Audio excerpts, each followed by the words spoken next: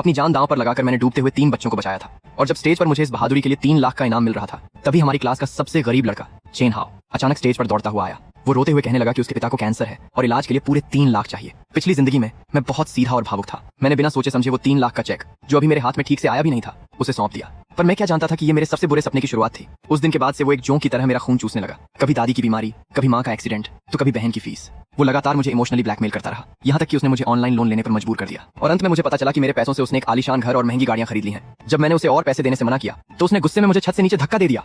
गिरते वक्त उसकी वो चीख मेरे कानों में गूंज रही थी, अगर तुम मुझे अमीर होने का चस्का नहीं लगाते तो मुझे इस गरीबी से इतनी नफरत कभी नहीं होती। तुमने मुझे बर्बाद किया है। जब मेरी आंखें दोबारा खुली, मैं फिर से उसी स्कूल के स्टेज पर खड़ा था। प्रिंसिपल साहब अभी अभी मेरे हाथों में वो 3 लाख का चेक थमा रहे थे। नीचे हजारों स्टूडेंट्स की भीड़ थी और कैमरों की फ्लैशलाइट चमक रही थी। जैसे ही मैं थैंक यू बोलने के लिए माइक के पास बढ़ा, ठीक उसी वक्त भीड़ को चीरता हुआ एक लड़का स्टेज पर आया। वो मेरे सामने आकर धड़ाम से घुटनों के बल बैठ गया। पूरा हॉल पल भर में सन्नाटे में डूब गया। सबकी नजरें हम पर टिक गईं। ये चेन, प्लीज मेरी मदद कर दो। मेरे पापा को कैंसर हुआ है। डॉक्टर ने कहा है कि 3 लाख रुपए लगेंगे, तभी ऑपरेशन होगा। ये उनकी जिंदगी का सवाल है। मैं जानता हूँ ये पैसे तुम्हारे लिए बहुत कीमती हैं, पर मेरे पास कोई रास्ता नहीं बचा है। मैं हाथ जोड़ता हूँ, मुझे पैसे उधार दे दो। मैं जिंदगी भर तुम्हारा गुलाम बनकर कर्ज चुकाऊंगा। वो गिड़गिड़ाता रहा और जोर जोर से अपना सिर जमीन पर पटकने लगा, जिससे उसका माथा लहूलुहान हो गया। इस जाने पहचाने नजारे को देखकर मेरा खून खौल उठा। पिछली जिंदगी में इसी जगह पर इसके इन नकली आंसुओं को देखकर मेरा दिल पिघल गया था। जोश में आकर मुझे लगा था कि पैसों से ज्यादा किसी की जान की कीमत है। तब मैंने कहा था, ये पैसे लो और अंकल की जान बचाओ। कोई कर्ज की पर्ची लिखने की जरूरत नहीं है। उस वक्त पूरा हॉल तालियों से गूंज उठा था। सब मेरी तारीफ कर रहे थे और चेन हाओ रोते हुए मुझे भगवान मान रहा था। पर मैं नहीं जानता था कि वो दिन मेरी बर्बादी की शुरुआत था। सच तो ये था कि उसके पिता बीमार थे, पर इलाज में इतने पैसे नहीं लगे थे। बाकी के सारे पैसे उसने क्लबों में उड़ाए और अय्याशी की। और फिर शुरू हुआ उसका अंतहीन नाटक। ये चेन, मेरी दादी का दिल का दौरा पड़ा है। ये चेन, मेरी माँ का पैर टूट गया है। ये चेन, बहन की कॉलेज की फीस बहुत ज्यादा है। हर बार वो रोता हुआ आता और आसपास के लोग भी उस पर तरस खाकर मुझे दबाते। ये चेन, तुम तो हीरो हो, थोड़े से पैसों के लिए इतने कंजूस मत बनो। तुम नहीं करोगे तो इसकी मदद कौन करेगा। समाज के इस झूठे धर्म कर्म के जाल में मैं ऐसा फंसा कि मैं खुद भूखा रहकर उबले हुए नूडल्स खाकर पैसे बचाने लगा, ताकि उसकी हवस पूरी कर सकूं। जब मेरे पास कुछ नहीं बचा तो उसने मुझे उकसाया, ये चेन, तुम थोड़ा लोन ले लो ना, ब्याज बहुत कम है। बस कुछ दिनों की बात है, वरना मेरे पापा की दवाइयां बंद हो जाएंगी। उसकी बातों में आकर मैं कर्ज के ऐसे दलदल में धंस गया जहां मेरा दम घुटने लगा। फिर एक दिन मैंने उसे खुद अपनी आंखों से एक आलीशान सोसाइटी में ब्रांडेड कपड़े पहने और नई चमचमाती कार से उतरते देखा। मेरा भ्रम टूट चुका था। मैं दौड़कर उसके पास गया और उसका कॉलर पकड़ लिया। देखते ही देखते उसका वो लाचार और रोतलू चेहरा गायब हो गया और उसकी जगह एक घिनौनी लालची मुस्कान ने ले ली। वो हंसते हुए बोला, हाँ तो क्या हुआ ये चेन, अगर तुमने मुझे वो पैसे नहीं दिए होते तो मुझे कैसे पता चलता कि रईसी की जिंदगी कितनी आलीशान होती है। जब तुमने मुझे ये स्वाद चखा ही दिया है तो तुम मुझे वापस उस गरीबी के नर्क में नहीं धकेल सकते। गुस्से से मेरा शरीर कांप रहा था। मैंने अपने पैसे वापस मांगे ताकि मैं अपना लोन चुका सकूं, पर उसने कहा, पैसे तो खर्च हो गए, अब अगर तुमने मुझे ज्यादा मजबूर किया तो हम दोनों साथ में बर्बाद होंगे। हाथापाई के बीच उसने मुझे छत से एक जोरदार धक्का दिया। मेरा संतुलन बिगड़ा और मैं एक सूखे पत्ते की तरह आसमान से नीचे गिरने लगा। नीचे गिरते वक्त जब मैंने ऊपर देखा तो उसके चेहरे पर कोई पछतावा नहीं था, बल्कि एक क्रूर और ठंडी राहत थी। उसकी वो आखिरी बातें मेरी मौत का कड़वा सच बन गई। मैंने नीचे देखा, चेन हाओ अभी भी घुटनों के बल बैठा रोने की एक्टिंग कर रहा था। उसके माथे का घाव बिल्कुल वैसा ही था, दिखावे से भरा। नीचे बैठी भीड़ कानाफूसी करने लगी। बेचारा, कितनी दुखद बात है। इसे ठीक 3 लाख की जरूरत है और ये चेन को अभी इनाम मिला है। वो तो हीरो है, जरूर मदद करेगा। पर इस बार मेरा दिल बर्फ की तरह जम चुका था। मैंने ठंडे और सख्त लहजे में कहा, चेन हाओ पहले खड़े हो जाओ। चेन हाओ को मेरे इस बर्ताव की उम्मीद नहीं थी। उसका रोना एक पल के लिए थमा, पर फिर वो और जोर से चिल्लाने लगा, नहीं, जब तक तुम हाँ नहीं कहोगे मैं नहीं उठूंगा। ये चेन, प्लीज मेरे पापा को बचा लो। मैंने एक कदम पीछे खींच लिया और कहा, मैंने कहा ना पहले खड़े हो जाओ। जो भी बात है ढंग से खड़े होकर कहो। नीचे बैठी भीड़ का शोर धीरे धीरे कम होने लगा। उन्हें भी समझ आ गया था कि इस बार माहौल कुछ अलग है। चेन हाओ का चेहरा एकदम सफेद पड़ गया था, पर वो अब भी घुटने टेके बैठा था और अपनी बात पर अड़ा हुआ था। वो अपनी आखिरी चाल चलते हुए मुझसे बोला, ये चेन, मैं जानता हूँ कि मेरी ये मांग बहुत बड़ी है और मैं हद पार कर रहा हूँ, लेकिन मेरे पास वाकई अब कोई और रास्ता नहीं बचा है। मैं ये भी जानता हूँ कि ये पैसे तुम्हें अपनी जान दांव पर लगाकर सम्मान के रूप में मिले हैं, लेकिन प्लीज मेरी मदद कर दो। उसने अपनी आखिरी चाल चलते हुए मुझसे कहा, ये चेन, मैं जानता हूँ ये पैसे तुम्हें अपनी जान दांव पर लगाकर मिले हैं, लेकिन मेरे पापा की जान भी तो बहुत कीमती है ना। पिछली जिंदगी में मैं इसके इसी एक वाक्य से पिघल गया था। मुझे लगा था कि पैसा चाहे कितना भी जरूरी हो, किसी की जान से बढ़कर नहीं हो सकता। पर आज मुझे समझ आया है कि मेरी जिंदगी भी इसी पैसे और इस इंसान की वजह से कितनी आसानी से पैरों तले कुचल दी गई थी। मैंने उसकी आंखों में देखा और कहा, चेन हाओ, तुम्हारे पिता बीमार है, मुझे इस बात का दुख है, लेकिन इसका मतलब ये नहीं कि तुम यहाँ स्टेज पर दौड़ते हुए आओ, मेरे सामने घुटने टेको और मुझे अपने पैसे तुम्हें सौंपने पर मजबूर करो। मेरी बात सुनते ही चेन हाओ की आंखें फटी की फटी रह गईं। उसे अपनी कानों पर भरोसा नहीं हो रहा था। नीचे बैठी भीड़ भी कानाफूसी करने लगी। क्या ये चेन इसकी मदद नहीं करेगा? ये कैसे हो सकता है? वो तो हीरो है ना। ये थोड़ा ज्यादा रूखा व्यवहार नहीं है? आखिर किसी की जान का सवाल है। तभी स्कूल के प्रिंसिपल आगे आए और बोले, ये चेन बेटा, जो भी बात है आराम से करो, पहले चेन हाओ को खड़े होने के लिए कहो, स्टेज पर ऐसा तमाशा अच्छा नहीं लगता।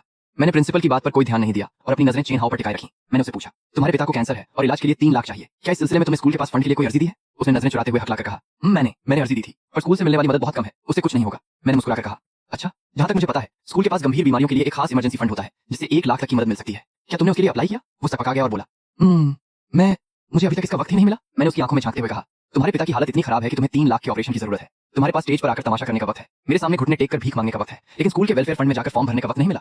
चेन हाओ के मुंह से एक शब्द नहीं निकला। अब नीचे बैठी भीड़ का मिजाज बदलने लगा था।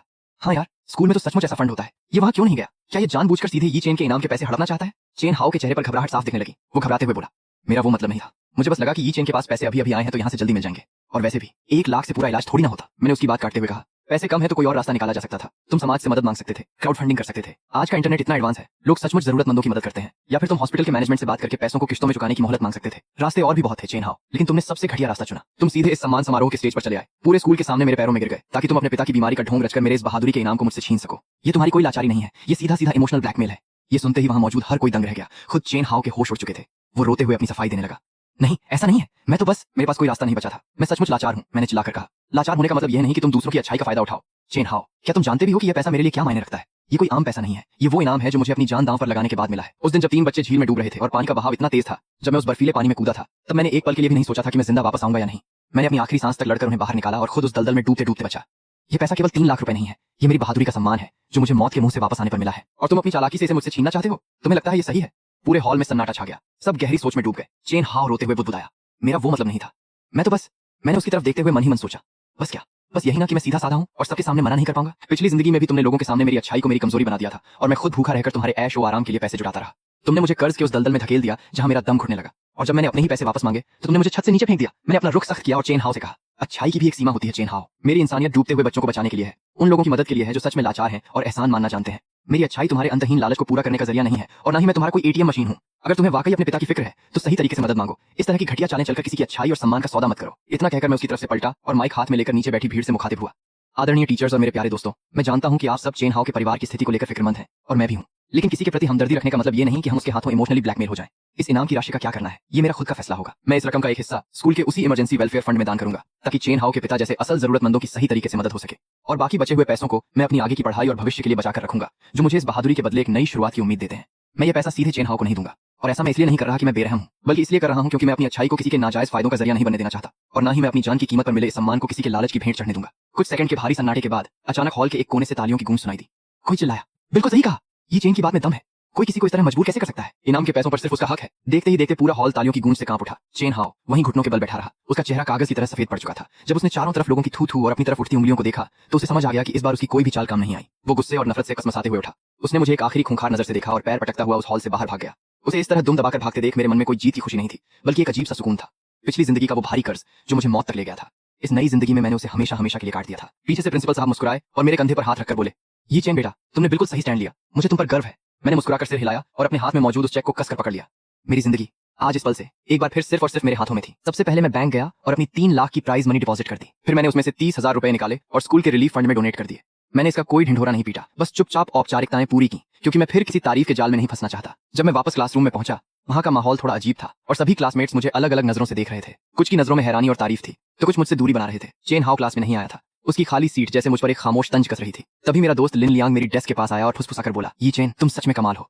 कल तो मैं डर ही गया था। वैसे मैंने उसके रूममेट से सुना है कि उसके पिता सच में बीमार हैं, लेकिन उतना सीरियस नहीं है जितना उसने बताया था, और उन्हें 3 लाख जितने बड़े अमाउंट की जरूरत भी नहीं है। मैंने उसे जवाब दिया, जाने दो उसे, हमें सिर्फ अपने काम से काम रखना चाहिए। लिन लियांग ने सहमति में अपना सिर हिलाया। अगले कुछ दिनों तक चेन हाउ दिखाई नहीं दिया और उसके बारे में अफवाहें बढ़ती ही चली गईं। कुछ कह रहे थे कि वह जानबूझकर पैसे ठग रहा था, तो कुछ का कहना था कि उसके पिता की बीमारी झूठी है। कुछ तो यह भी कह रहे थे कि मेरे मना करने के बाद उसने शर्म के मारे स्कूल ही छोड़ दिया। एक हफ्ते बाद चेन हाउ आखिरकार दोबारा क्लास में दिखाई दिया। उसका चेहरा बिल्कुल उतरा हुआ था और आंखें लाल थीं। साफ दिख रहा था कि वह कई रातों से सोया नहीं है। क्लास में कदम रखते ही सबकी नजरें उस पर टिक गईं, लेकिन वह सिर झुकाए तेजी से अपनी सीट की तरफ बढ़ा और बेंच पर मुंह छिपाकर लेट गया। पूरी क्लास के दौरान उसने अपनी पोजीशन तक नहीं बदली। छुट्टी की घंटी बजने पर मैं थोड़ा ताजी हवा लेने के लिए बाहर जाने लगा। तभी चेन हाउ ने अचानक सिर उठाया और मुझे आवाज दी, जियांग यी चेन। उसकी आवाज बहुत भारी थी और उसमें साफ थकान झलक रही थी। मेरे कदम रुक गए और मैं पीछे मुड़ा। जब वह उठकर मेरे सामने आया तो आसपास के स्टूडेंट्स ने अपनी सांसें रोक लीं और सबकी नजरें हम पर टिक गईं। उसने दोनों हाथों से एक मुड़ा हुआ कागज मेरी तरफ बढ़ाया और कहा, यह मेरे पिता की मेडिकल रिपोर्ट और खर्चों की लिस्ट है। मैं पहले सच में घबराहट में बेवकूफी कर बैठा था। मैंने कागज नहीं लिया, बस शांत होकर उसे देखता रहा। अपनी पिछली जिंदगी में भी उसने इसी पैंतरे से मेरी हमदर्दी जीती थी। मेरा ठंडा रुख देखकर चेन हाउ का हाथ हवा में ही ठिठक गया। उसके चेहरे पर अजीब सी झेंप और शर्मिंदगी तैर गई। उसने अपनी आवाज बहुत धीमी कर ली। वो जानबूझकर खुद को लाचार दिखाने का नाटक करते हुए बोला, ये चेन, उस दिन स्टेज पर जो हुआ वो मेरी गलती थी, लेकिन मेरे पापा सच में बीमार हैं और उनके इलाज का खर्चा भी बहुत ज्यादा है। उस दिन मैं बिल्कुल मजबूर हो गया था, इसलिए जल्दबाजी कर बैठा। डॉक्टर कह रहे हैं कि अगर पैसे नहीं जुटे तो ऑपरेशन टालना पड़ेगा और हर एक दिन की देरी खतरा बढ़ा रही है। उसकी आंखें फिर से भर आईं। उसने कागज को थोड़ा और आगे बढ़ाया जो मेरे हाथ को छूने ही वाला था। मुझे पता है तुम्हें यकीन नहीं है, तुम्हारी जगह मैं होता तो मैं भी न करता, लेकिन इस लिस्ट पर हॉस्पिटल की मुहर लगी है। ये बिल्कुल सच है, तुम खुद देख लो। आसपास के बच्चों की सुबुगाहट तुरंत शुरू हो गई। अगर ये सच कह रहा है तो इसके पापा का क्या होगा? ये चेन को एक बार सोच लेना चाहिए, आखिर किसी की जान का सवाल है। वही पुराना राग, वही पुराना मॉरल प्रेशर।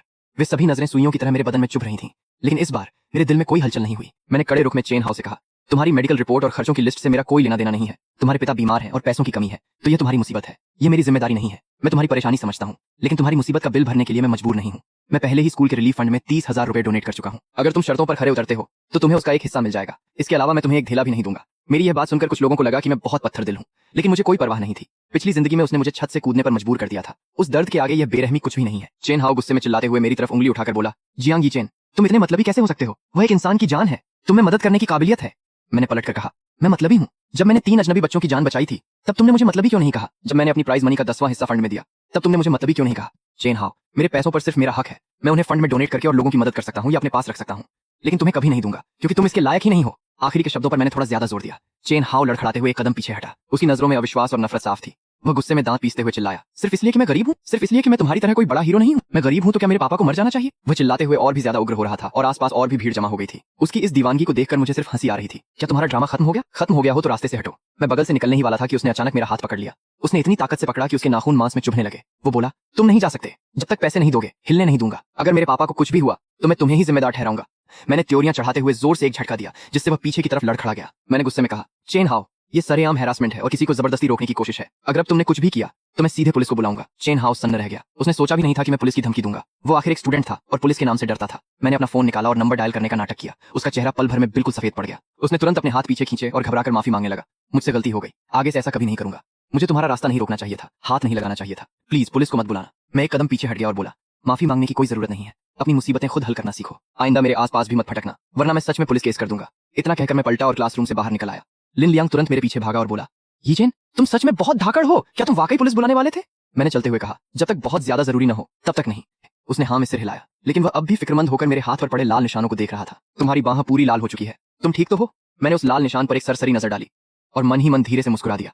पिछली जिंदगी में उसके द्वारा छत से धकेले जाने पर टूटी हड्डियों के सामने ये मामूली सी चोट आखिर चीज ही क्या है? लेकिन मैं अच्छी तरह जानता हूँ कि ये तो बस एक शुरुआत है। चेन हाओ का स्वार्थ और लालच उसे इतनी आसानी से हार नहीं मानने देगा। और हुआ भी वही। ज्यादा समय नहीं बीता था कि पूरे स्कूल में मेरे खिलाफ अफवाहें आग की तरह फैल गईं।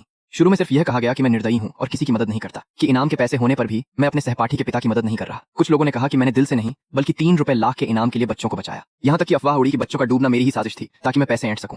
क्या ये लोग पूरी तरह पागल हो गए हैं? बचाया तुमने है और वे सिर्फ इनाम के पैसों से जल रहे हैं। वे चेन हाओ के बहकावे में आ गए हैं। वे सब उसकी बातों में आकर नाच रहे हैं। मुझे रत्ती भर फर्क नहीं पड़ता। उन्हें जो कहना है कहने दो। अपनी पिछली जिंदगी में मैं दूसरों की बातों को बहुत ज्यादा दिल से लगा लेता था। तब खुद को सही साबित करने की जितनी कोशिश की, बात उतनी ही बिगड़ती गई। इस जन्म में मैं ऐसी बेकार की कोशिशें दोबारा बिल्कुल नहीं करूंगा। लेकिन वे हद पार कर रहे हैं। सुना है चेन हाओ ही ये सब फैला रहा है क्योंकि तुमने उसे पैसे नहीं दिए। वह जानबूझकर तुमसे बदला ले रहा है। वैसे इस बात से मुझे कोई हैरत नहीं हुई। चेन हाओ को जब इनकार मिला तो उसकी भारी बेइज्जती हुई थी और ऐसी गंदी अफवाहें फैलाना ही उसका सबसे पुराना और पसंदीदा तरीका है।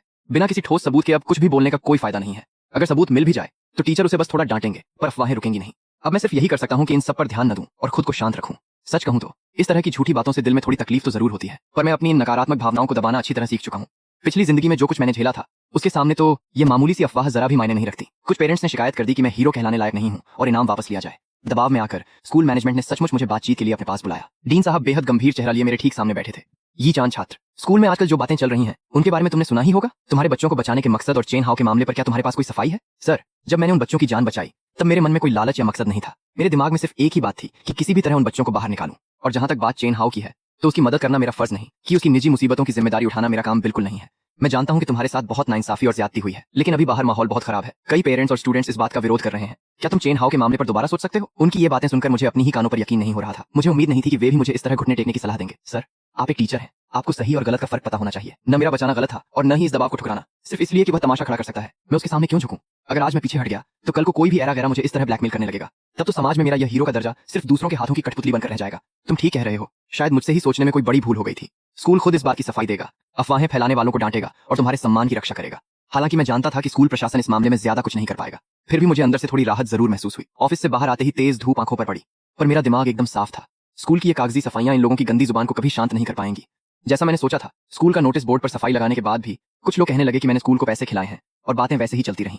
चेन हाओ अब क्लास में ऐसे बैठता था जैसे उसका इन सबसे कोई लेना देना ही न हो, लेकिन उसकी आंखों में मेरे लिए नफरत और कड़वाहट दिन ब दिन साफ बढ़ती जा रही थी। उसने अब मुझसे सीधे बात करना पूरी तरह बंद कर दिया था, पर वह जानबूझकर ऐसी चालें चलता जिससे मेरे कानों तक बुरी खबरें पहुंचती रहें। वह बस इस इंतजार में था कि मैं इस मानसिक दबाव के आगे घुटने टेक दूं और पुरानी जिंदगी की तरह खुद उसे पैसे दे दूं। लेकिन ये शांत दिन ज्यादा दिनों तक टिकने वाले नहीं थे। उसका सब्र खत्म हो रहा था। उस दिन दोपहर के बाद मैं लाइब्रेरी में बैठकर देर शाम तक पढ़ाई करता रहा। जैसे ही मैं लाइब्रेरी से बाहर निकलकर एक सुनसान कोने की तरफ मुड़ा, अचानक एक साया मेरे सामने आकर खड़ा हो गया। सामने से हटो, मुझे तुमसे कोई फालतू बात नहीं करनी है। बात नहीं करनी? तुमने मेरी जिंदगी पूरी तरह बर्बाद कर दी और कहते हो बात नहीं करनी। तुम्हारी वजह से मेरे पापा का ऑपरेशन टलता गया और उनकी हालत बदतर होती जा रही है। आखिर किस हक से तुम 3 रुपए लाख दबाकर बैठे हो और तमाशा देख रहे हो? आज तो तुम्हें हर हाल में वो सारे पैसे मुझे देने ही होंगे। तभी उसके पीछे खड़े वे दोनों लड़के धमकी भरे अंदाज में एक कदम और आगे बढ़े। वे अपनी कलाइयां मरोड़ रहे थे, जिससे साफ साफ हड्डियों के चटकने की आवाज आ रही थी। पिछली जिंदगी में चेन हाउस सिर्फ पीछे पड़ता था, पर हाथापाई पर उतरने की हिम्मत कभी नहीं की थी। ऐसा लगता है कि इस बार के मेरे कड़े इंकार ने उसे सचमुच पूरी तरह पागल कर दिया है।